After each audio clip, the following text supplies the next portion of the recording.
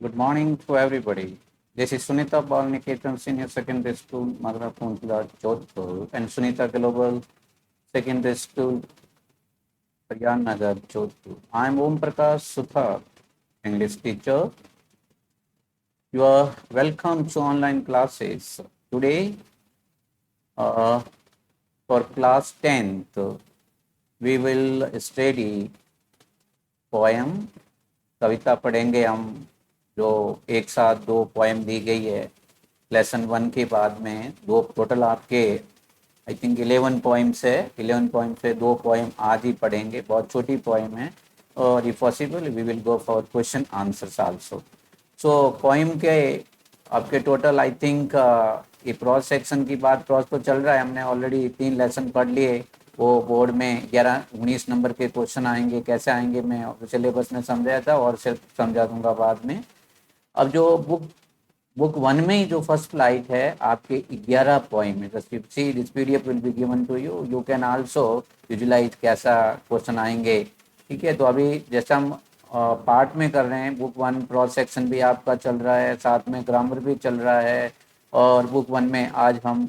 दो पोइट्री पढ़ेंगे तो बुक 1 में फर्स्ट फ्लाइट है पोइट्री आपके 11 पॉइंट्स है और आपके इस बार 8 नंबर की पोइट्री आ रही है हर साल 10 नंबर आते हैं तो इस बार ओनली 8 मार्क्स की पोइट्री देंगे दो टाइप के क्वेश्चन आएंगे कैसे आएंगे वो मैं अभी जब पोइम पूरा होने के बाद मैं आपको कराऊंगा और पीडीएफ में मैंने पूरा लिख दिया है तो ये जो 8 नंबर आएंगे वो कैसे आएंगे कि इसमें समझ सकते हैं मैंने ऑलरेडी एक दिन लाइव क्लास के अंदर ये सिलेबस को एक्सप्लेन किया था today again you can listen very carefully क्योंकि हमको तैयारी उस हिसाब से करना बोर्ड की परीक्षा में कि आप कैसे अच्छे नंबर ले सकते हो तो ये पोइट्री 11 पोएम है छोटी छोटी है घबराने 11 पोएम कैसे याद है नथिंग कुछ जैसे आज हम एक ही दिन में 2 पोएम पढ़ लेंगे दो दो छोटे छोटे स्टांजा है छोटी छोटी पंक्तियां हैं ओके तो इसके अंदर जो एक 4 नंबर का क्वेश्चन आएगा अथवा में आएगा 1 आउट ऑफ 2 का मतलब 2 में से कोई आपको एक क्वेश्चन करना होता है बोर्ड के अंदर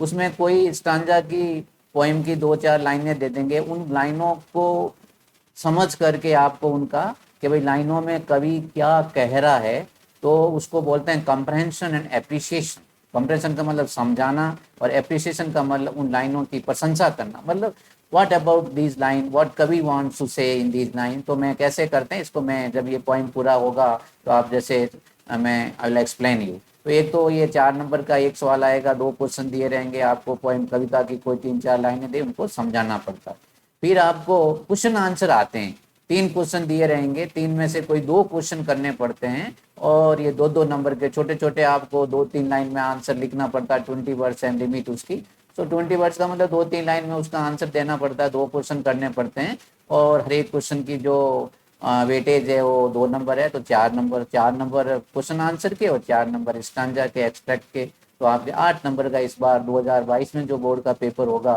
वो 8 नंबर की आपकी पोएम होगी तो इसके अनुसार आपको प्रिपेयर वही पढ़ करना है जितना क्या परीक्षा में पूछा जाता है ओके तो आज हम एक 2 पोएम पढ़ेंगे जिनके दोनों के जो पोएट है कवि है एक ही है रॉबर्ट फ्रॉस्ट एक अमेरिकन एक फेमस कवि है ठीक है उन्होंने 2 छोटी छोटी कविताएं लिखी है उन कविताओं के हम पढ़ेंगे और जो पहली पोएम है वो आप मैं बुक भी यहाँ पे खोल देता हूँ बुक में भी आप देख सकते हो इसका नाम है डस्ट ऑफ स्नो डस्ट किसको बोलते हैं डस्ट कण को बोलते हैं स्नो का मतलब बर्फ के कण ठीक है ना तो ये dust of snow first poem है और जो दूसरा पोएम है इसी के साथ में दिया हुआ है दूसरा पोएम है आपका फायर एंड आइस फायर आग को बोलते हैं अग्नि को और आइस बोलते हैं बर्फ को तो बहुत छोटी छोटी पोएम है 2-2 स्टैंजा है दोनों के अंदर लेकिन उनके भावार्थ बड़े हैं उनको कभी तो कह देता है छोटी छोटी लाइन लेकिन हमको उसमें उसको समझना है ओके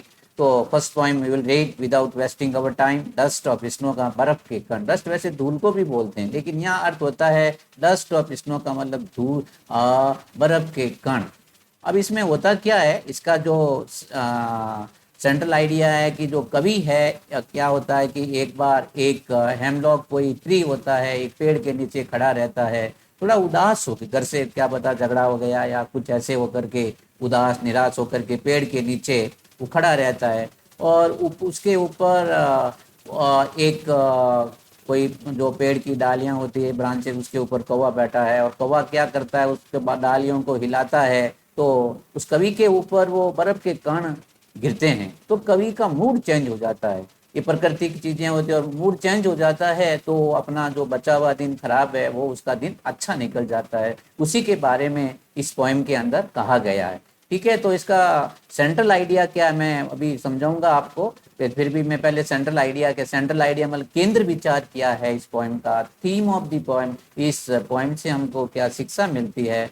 तो इसमें क्या दो तीन लाइनें पहले, रॉबर्ट फ्रॉस्ट इसके जो कवि है वो कौन है, Robert Frost wants to convey, convey का मतलब पहुंचाना, मैसेज का मतलब संदेश, कि इस पोएम के माध्यम से रॉबर्ट फ्रॉस्ट हमको ये संदेश पहुंचाना चाहता है।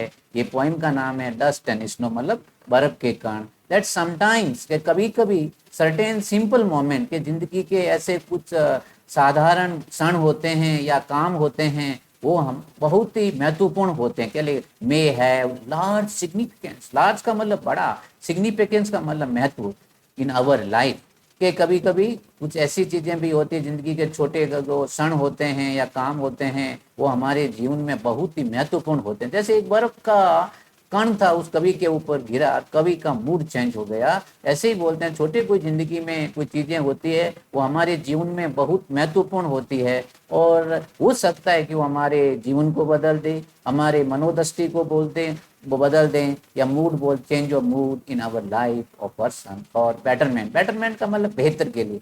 तो ये इसका सेंट्रल आइडिया, आप जरूर इसको पढ़िए, याद करिए। This PDF will be given to you on completion of this poem, जब पोएम पूरी होगी तो ये आपको दी जाएगी। तो दो स्टांजा में दोनों का, दोनों दोनों जो पोएम है उनके दोनों के लिए कवि कौन है, रॉबर्ट फ्रॉस्ट, ये एक अमेरिकन फेमस कवि है। Okay, The way a crow swooped down on me, the dust of snow from hemlock tree.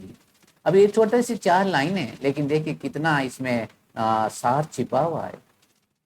The way of crow, वे का मतलब ढंग या तरीका, क्रो एक पक्षी होता है जो आप कौवा बोलते हो। से का सेकंड फॉर्म में सुख लिया, कि जिस तरीके से एक कौवे ने सेक का सुम हिलाया डाउन नीचे, ऑन मी मतलब पेड़ की ब्रांच पे जब ये कौवा बैठा हुआ था तो उसने पेड़ की जो डालियों को हिलाया।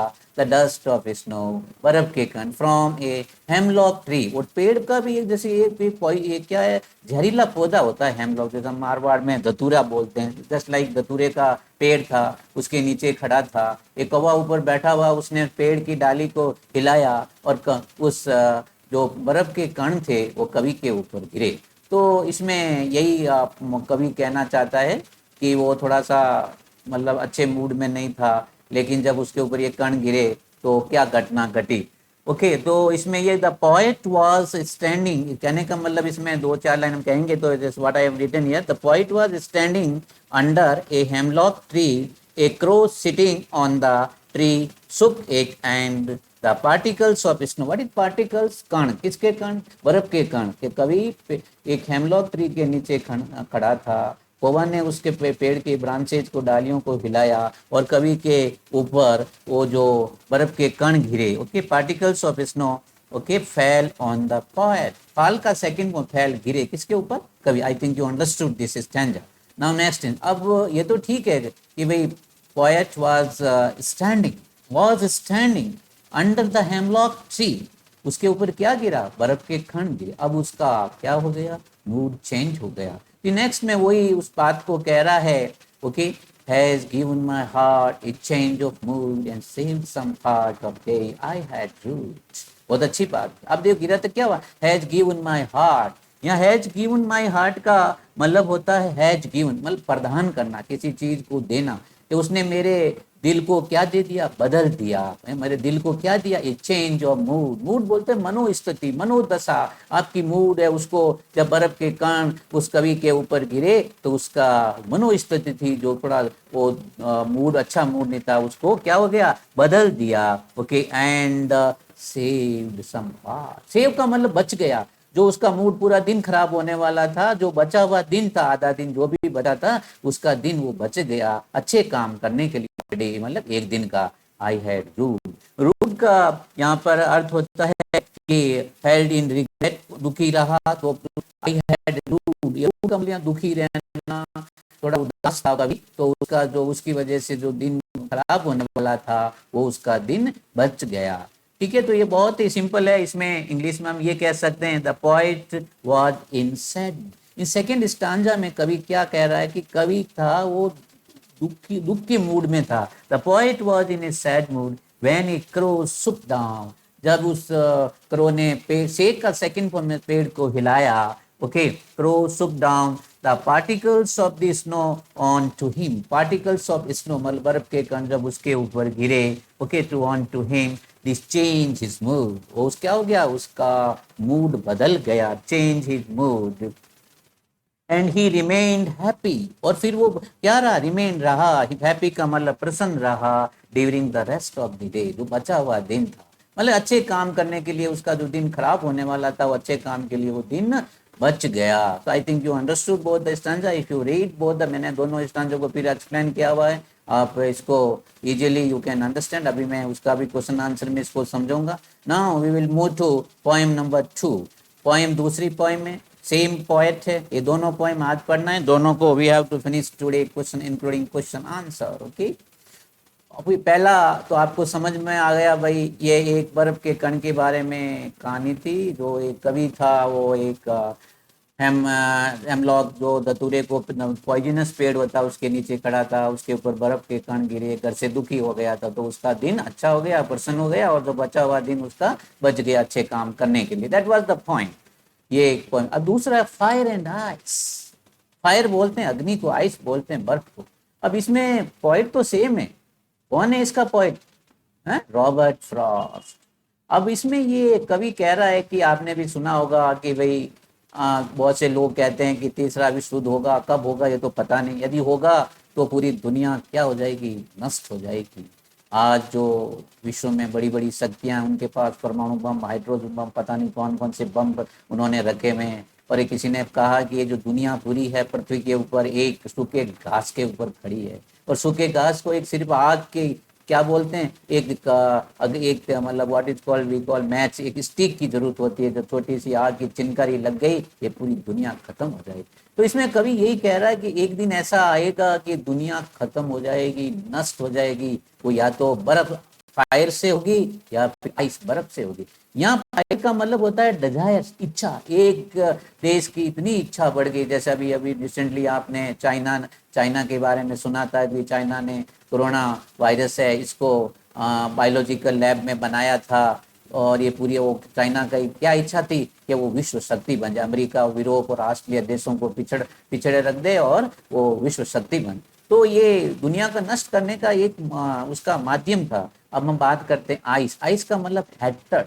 हेटेड का मतलब होता है घृणा करना, कि ये दुनिया एक दूसरे से इतनी घृणा, जैसे हमारा पड़ोसी कौन है, नालायक देश कौन है, पाकिस्तान। वो हमारे से गणना करता है, दूसरों को आतंकवादी गतिविधियों में वो ज्यादा रहता है, तो हम एक दूसरे से गणना करते हैं। गणना के माध्यम से क्या हो सकता है, कभी ये दुनिया नष्ट हो सकती है, विश्व युद्ध हो सकता है। तो यहाँ पे पॉइंट यही कहना चाहता है कि भाई एक दिन दुनिया खत्म होगी, या तो आग से खत्म होगी या बर्फ से। आग का मतलब इच्छाओं से, आइस का मतलब घृणाओं से। ओके, तो इसको हम पढ़ते हैं इसी पोएम का। इसका पहले यदि इसकी जो सेंट्रल आइडिया क्या है उसका भी आप बता देता हूँ मैं पहले समझाने से पहले। What is the central idea of this poem 2, fire and ice. Who is for Robert Frost. The central idea of the idea or theme, this PDF will be given to you. You can write down everything, whatever you like.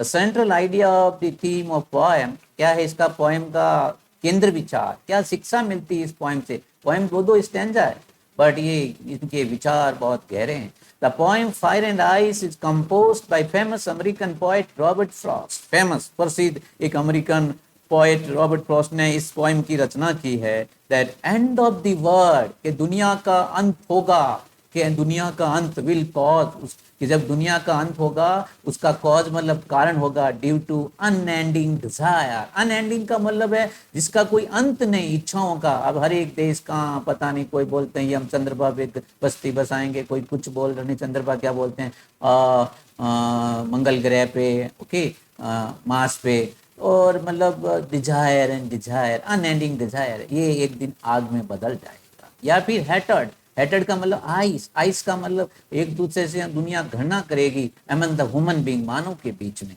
तो उसे क्या होगा, दुनिया का अंत होगा। The poem fire and ice is composed bye famous American poet Robert Frost, that end of the world will cause due to unending desire, fire, and hatred ice among the human beings. The poet says that, कवि ये कहता है, क्या कहता है इन poem के अंदर, that either of those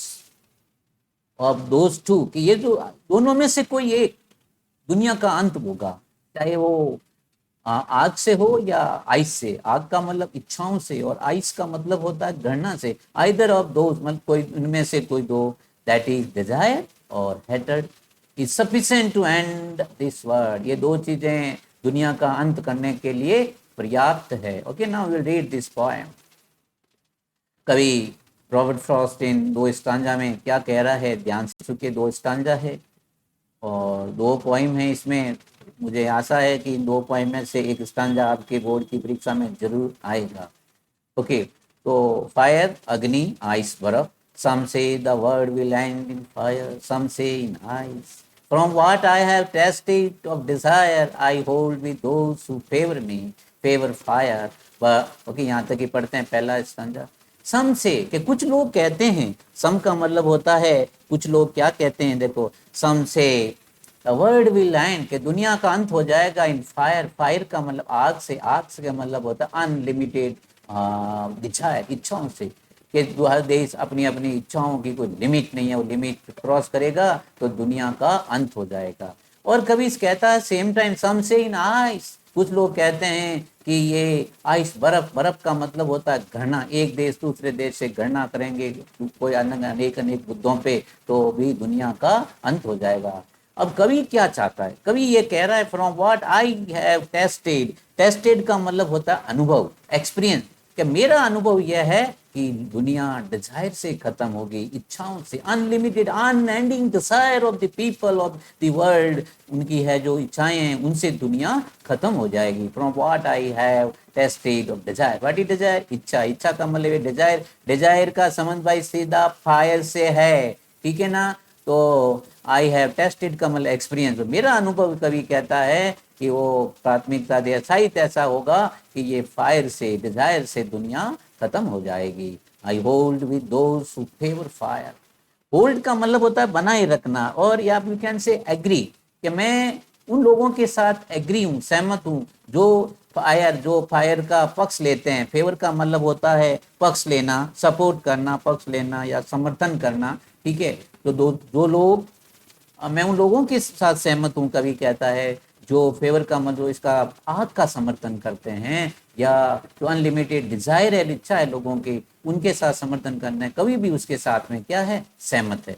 तो यहाँ पे पहले स्टांजा आपको सही समझ में आ जाएगा कि कवि ये कहता है कि भाई दुनिया वाले कहते हैं कि एक दिन दुनिया का अंत आग से या फिर बर्फ से होगा। बर्फ का मतलब गणना और आग का मतलब बेन जो बिना मतलब इच्छाएं, जो जिनकी कोई सीमा नहीं हो। लेकिन कवि का अनुभव ये कहता है कि मैं उन लोगों के साथ में सहमत हूँ जो आग का समर्थन करते हैं, जो इच्छाओं का समर्थन करते हैं, उससे दुनिया का अंत होगा। अब दूसरा स्टांजा है, but if it had to perish twice, I think I know enough of hate to say that for destruction I is also great and would suffice. Suffice का मतलब होता है पर्याप्त, ओके। बट अभी वापस सुनिए, but if it had to perish twice, perish का मतलब भी होता है अंत होना, मरना। यदि दुनिया दो बार, अभी कवि कहता है टू के दो बार मर सकती, मतलब ये ना थोड़ा सा विरोधाभास है लाइन के अंदर, एक कॉन्ट्राडिक्शन है। If it had to perish, perish का मतलब डाई ट्वाइस, यदि दुनिया दो पहले बार, पहले तो बोल दिया भाई, पहले तो आग से, फायर से, मतलब इच्छाओं से मरेगी। यदि दूसरी जो चीज है वो कहते हैं दुनिया दूसरी बार मरेगी, तो किससे मरेगी, या दुनिया का अंत होगा किससे, आई थिंक आई नो, मैं सोचता हूँ, मैं जानता हूँ। कभी बोलता आई थिंक, मैं सोचता हूँ, आई नो, मैं जानता हूँ, इनफ, इनफ का मतलब पर्याप्त, हेट, हेट का मतलब गणना, गणना से दुनिया मर जाएगी। एक देश दूसरे देश से, धर्म पे, जाति पे, अपनी जो दूसरी चीजों से घृणा करती है, तो उससे दुनिया खत्म हो जाएगी।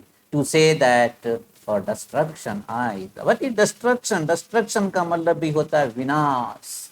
दुनिया गणना से दुनिया का विनाश हो जाएगा। इज आल्सो ग्रेट, ये भी क्या एक महान चीज होगा।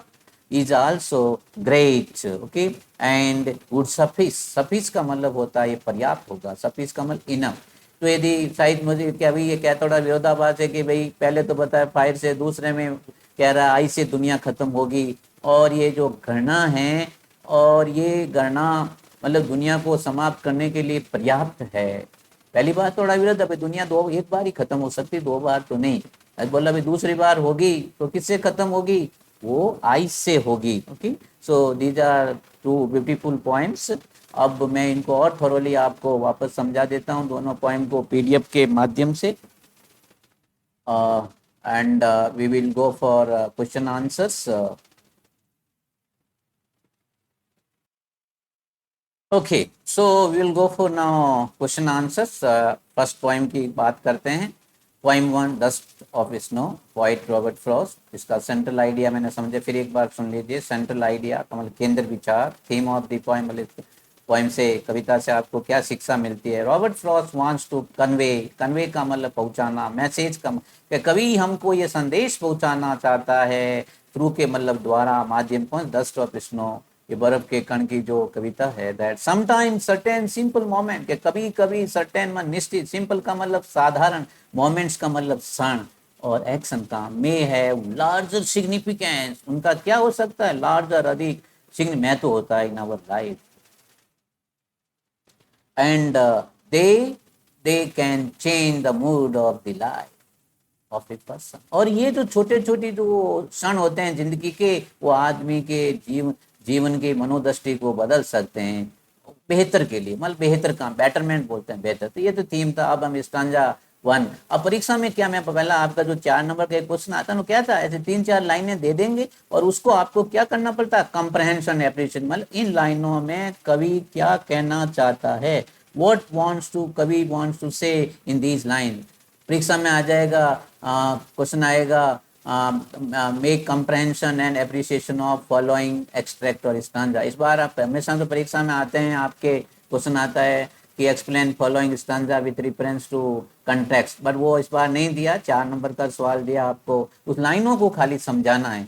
The way A crow shook down on me the dust of snow from A hemlock tree. तो ये तो लाइन अभी मैं, इसमें क्या कवि कहना चाहता, देख line, in these lines poet Robert Frost said about an incident. Incident मतलब कवि अपनी एक घटना का वर्णन कर रहा है, दैट ही इज स्टैंडिंग, क्या वो कवि खड़ा है under a hemlock tree, okay.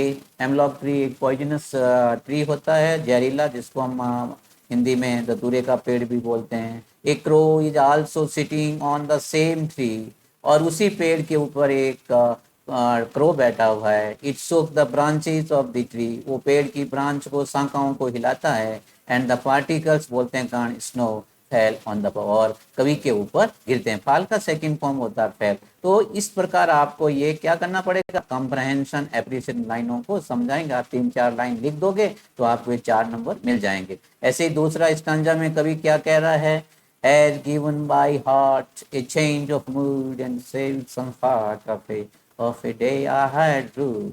दूसरी लाइन में क्या कह रहा कवि, in these lines the poet Robert Frost says that the particles of the snow which dropped on him change his mood। जब वो पार्टिकल गिरते हैं कवि के ऊपर, ड्रॉप का मतलब भी गिरना होता है, फाल का सेकंड फॉर्म फेल होता है, उसका मतलब भी गिरना होता है। हिम, हिज मूड, तो उसका जो चेंज हिज मूड, उसका क्या होता है, मूड बदल जाता है, रिजल्टेड परिणाम स्वरूप, ठीक है। अब मूड का मतलब मनोस्थिति, मनोदशा बदल जाती है, और इसके परिणाम he remain happy during the rest of the day, और उसके परिणाम स्वरूप पूरे दिन प्रसन्न रहता है कवि, ओके।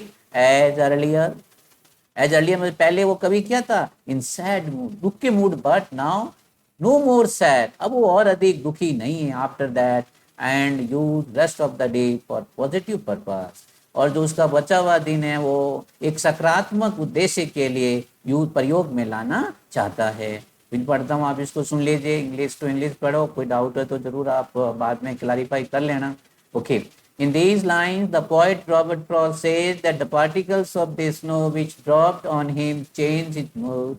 यहाँ कॉमा आना चाहिए, क्यों आगे और है. Resulted, he remained happy during the rest of the day. As earlier, he was in sad mood, but no more sad after that. मतलब उसके बाद जब कण गिर जाते हैं बर्फ के, वो और अधिक दुखी नहीं रहता है. And use rest of the day for positive purpose. What is positive purpose? सकारात्मक उद्देश्य के लिए अपना दिन का प्रयोग करता है. तो ये ऐसे पहला टाइप का क्वेश्चन इस प्रकार आता है, कंप्रेंशन करना, उनको लाइनों को समझाना, एप्रिसिएशन करना. अब आपके 2 नंबर के दो क्वेश्चन आते हैं. ये मैंने इसमें कितने क्वेश्चन समझाए आपको, 5 क्वेश्चन है. इसको आज करेंगे, नेक्स्ट और दूसरा पॉइंट हम कल करेंगे. तो क्वेश्चन कैसे आते हैं 2 नंबर के, वो देख लीजिए. तो आपको 2-3 लाइन में उत्तर देना पड़ता है. What is the dust of snow? के डस्ट ऑफ स्नो जो बर्फ के कण, ये क्या पोएम है. व्हाट डज द पोइट से है, पोइट से कवि क्या कहता है. चेंज हिज मूड, क्या अपना जो मनोदृष्टि बदल जाती है उसके बारे में कवि क्या कहता है. How has the poets mood change, कवि का मूड कैसे बदल. मैं 2-3 छोटे छोटे क्वेश्चन ऐसे तो घुमा फिरा के नहीं पूछते हैं, ऐसे क्वेश्चन सिंपल क्वेश्चन पूछते हैं, क्योंकि तो ओनली आपको 2 लाइन में आंसर लिखना पड़ता है. ये किताबों के क्वेश्चन है, कुछ मैंने अंदर लिखा. ज्यादातर आपको यदि ऐसी 2 छोटी पोएम में, if you remember the central idea of the poem, that answer is applicable for all the questions. Okay, so you must remember, याद करो उसको, जो क्या बोलते हैं central idea. Dust of snow means क्या मतलब होता है, small particles of snow. Dust of snow का मतलब होता है बर्फ के छोटे छोटे कण. दैट रिमेन टुगेदर, वो छोटे रिमेन टुगेदर एक साथ जुड़े हुए पानी के कण होते हैं. The falling of dust of snow on the point, जब कवि के ऊपर ये बर्फ के कण गिरते हैं, वो क्या होता है, change the mood from sadness, उसका दुख से अपना मूड बदल जाता है. Now he is ready to use the rest of the day with happiness. अब जब उसके ऊपर वो बर्फ के कण गिरते हैं तो दुख से निकल जाता है, और जो बचा हुआ दिन है प्रसन्नता से उसका प्रयोग करना चाहते हैं. इनमें कवि बार बार कह रहा है. Question 2, what is the central idea of the theme और थीम ऑफ द पोएम. कोई सेंट्रल आइडिया ऐसे एक ही चीज लिखा रहेगा, what is the central idea और what is the theme of the poem. Dust of snow मैंने लिख दिया पहले, फिर सुन लीजिए. The central idea of the poem, थोड़ा बहुत शब्दों में, लैंग्वेज में, एक मतलब सबका एक ही है, घुमा फिरा के ऐसे लिखा है. Central idea of the poem Dust of Snow is the sometimes, कभी कभी, certain small moment, के जब कभी कभी जो छोटे जिंदगी के क्षण होते हैं या एक्शन काम होते हैं, may prove great. prove का मतलब महान सिद्ध कर देते हैं, और हम उस पर ध्यान दें. छोटे छोटे जिंदगी के ऐसे क्षण होते हैं वो हमको महान सिद्ध कर देते हैं. they can change, और वो बदल सकते हैं मूड और life of a person. Mood मनोदृष्टि, मनो इच्छा जो बदल देते हैं आदमी की. The falling of dust of snow from hemlock tree, उस पेड़ का नाम हेमलॉक है, जिसको हिंदी में धतूरा बोलते हैं. Tree change the poets mood, ये अभी आपने पढ़ा था. Question 3, what happened with the poet under a hemlock tree. के जो हेमलॉक ट्री, धतूरे का पेड़ के नीचे कवि के साथ क्या घटना घटी. वही घटी, उसके ऊपर बर्फ के कण गिरे, उसका मूड बदल गया, बचा हुआ दिन उसका अच्छा निकला. When poet was standing under a hemlock tree, a crow shook the branches of the tree and the dust of snow fell on the poet. He changed his mood from the sadness. He decided to use the rest of the day with happiness. समझ में आया क्या मतलब. When poet was standing, जब कवि खड़ा था hemlock tree के नीचे, एक शेख का एक ब्रांचे शाखाओं को, पेड़ की शाखाओं को जब करो पवन ने हिलाया तो क्या हुआ, बर्फ के कण कवि के ऊपर गिरे. और ये गिरे जिससे उस कवि का जो दुख का मूड था, दुखी था, वो क्या हो गया, उसका मूड बदल गया, और उसने बचे हुए दिन का प्रसन्नता पूर्वक काम करने का निर्णय लिया. डिसाइड कब निर्णय लेना. Question 4, how does Robert Frost present nature in the poem dust of the snow. कि कवि ने प्रकृति को किस प्रकार से प्रस्तुत किया है. प्रेजेंट का मतलब प्रस्तुत करना, नेचर का मतलब प्रकृति, और आपकी पोएम का नाम है डस्ट ऑफ स्नो. बर्फ के कण में कवि ने प्रकृति को किस प्रकार प्रस्तुत किया. Robert Frost present the nature of a source of pleasure and happiness. It can change the mood and life of a person. देखो, प्रकृति एक ऐसी चीज है, हम जितना, मैं पहले भी बोल चुका हूँ कि we should love always nature.